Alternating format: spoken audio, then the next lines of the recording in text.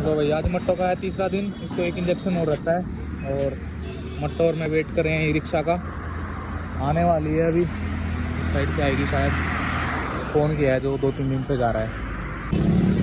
चल चल चल चल रे, आगे ई रिक्शा आ गया। चल चलो भाई, चलो चलो चलो चलो, चढ़ जा आगे नहीं, बाद में मिल लियो पीछे। चल ले फिर, मैं जा रहा हूँ।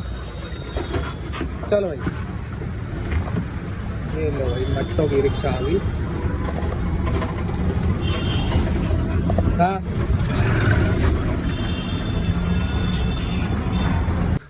चल भाई, चल चल चल चल चल चल।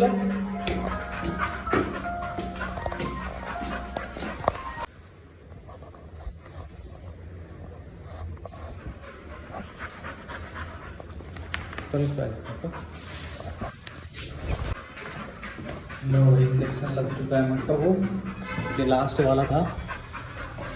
और अभी चलेंगे घर पेमेंट करके।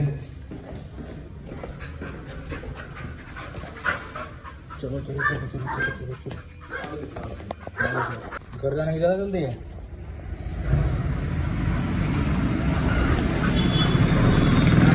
देखो बड़ी रिक्शा सामने सामने।